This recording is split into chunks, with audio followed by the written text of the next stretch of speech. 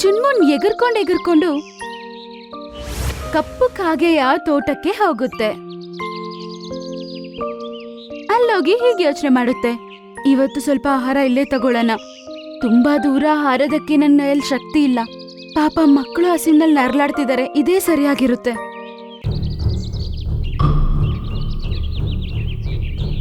ಮತ್ತೆ ಈ ಚಿನ್ಮುನ್ ಪಕ್ಷಿ ದಾನ ತಗೊಳುತ್ತೆ. ಆಗ ಕಪ್ಪು ಕಾಕೆ ಅದರ ಮೇಲೆ ಬಲೆ ಹಾಕಿ ಅದನ್ನ ಹಿಡ್ಕೊಂಡ್ಬಿಡುತ್ತೆ. ಓಹೋ, ನೀನೇನಾ ಪಕ್ಷಿ? ನನ್ನ ಹೊಲದಿಂದ ಬೆಳೆ ಕದೀತಾ ಇದ್ದೀಯಾ? ಫೈನಲಿ ನೀನ್ ನನ್ನ ಕೈಗೆ ಸಿಕ್ಬಿದ್ದೆ. ನಂಗೆ ತಲೆ ಬಿಸಿ ಆಗೋಗಿತ್ತು. ಇಲ್ಲ ಅಣ್ಣ, ಇಲ್ಲ, ನಾ ಧಾನ್ಯ ಕಳ್ತನ ಮಾಡಲ್ಲ. ನಾನು ಇವತ್ತೇ ಫಸ್ಟ್ ಟೈಮ್ ಬಂದಿರೋದು. ನೀವು ತಪ್ಪು ತಿಳ್ಕೊಂಡಿದ್ದೀರಾ. ಓಹೋ, ಸುಳ್ಳಿ. ತುಂಬಾ ದಿನದಿಂದ ನೋಡ್ತಾ ಇದ್ದೀನಿ, ನನ್ನ ಹೊಲದಲ್ಲಿ ಯಾರೋ ಕಳ್ತನ ಮಾಡ್ತಿದ್ರು. ಇವತ್ತು ನನ್ನ ಕೈಗೆ ಸಿಕ್ಕಿಬಿದ್ದೆ. ನಿನ್ನ ನಾನು ಕಟ್ಟಿ ಹಾಕ್ತಾ ಇದ್ದೀನಿ.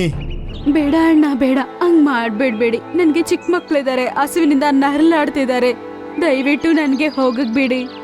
ಕಪ್ಪು ಕಾಗೆ ಅದೇಳು ಮಾತು ಏನೂ ಕೇಳೋದಿಲ್ಲ. ಕೇಳದೆ ಅದನ್ನ ಬಂಧಿಸ್ಬಿಡುತ್ತೆ.